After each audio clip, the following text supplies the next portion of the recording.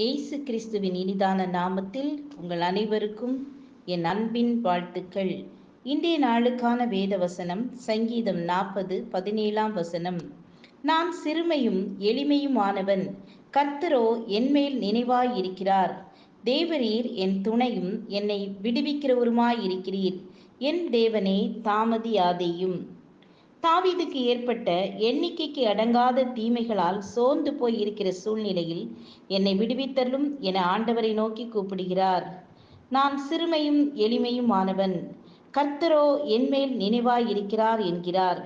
தாவீதை பின்தொடர்ந்து வரும் சவுல் பலமுறை அவனை கொன்று போட முயற்சி செய்தும் ஆண்டவர் தன்னை நினைவு கூறுவதை தான் தாவீது நினைத்து நம்மை நினைப்பவர் என கூறுகிறார். எப்போதெல்லாம் ஆண்டவர் நம்மை நினைக்கிறார்? தனிமையில் நம்மை நினைக்கிறார். யாக்கோபு தன் தகப்பனையும் தாயையும் சகோதரனை விட்டு தன் தாய் மாமன் ஊருக்கு செல்லும் வழியில் சூரியன் அஸ்தமிக்க அதுவரைக்கும் தாய்க்கு செல்ல மகனாக தாயின் அரவணைப்போடு வாழ்ந்தவர் தனிமையாக கல்லை தலைக்கு வைத்து நித்திரை செய்கிறார். அங்கே தரிசனம் கண்டு தேவ பிரசன்னத்தை உணர்ந்து பெத்தேல் என பெயரிடுகிறார். ஊழியர் ஒருவர் ஊழியத்தை முடித்துவிட்டு இருட்டில் காட்டு பாதையில் வீடு திரும்புகிறார். வண்டுகளின் ரீங்காரமும் கொடிய மிருகங்களின் அலறல் சத்தமும் தனிமையில் என்ன செய்வதென்று யோசித்த ஊழியர் தன்னை சுற்றிலும் ஒரு வட்டம் போட்டு சுற்றிலும் சிலுவை அடையாளம் வரைந்து ஜெபித்து தூங்கிவிட்டார்.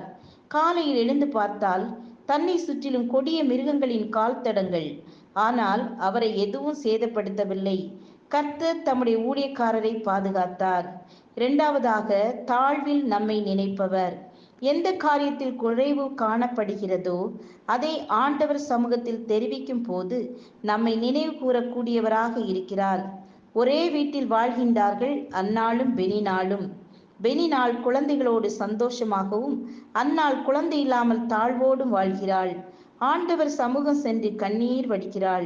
அவளின் தாழ்வை ஆண்டவர் பார்த்து ராஜாக்களை அபிஷேகம் பண்ணும் தீர்க்கதரிசியை கொடுத்து உயர்த்தி ஆசீர்வதித்தார். ஜெபம் செய்வோம்.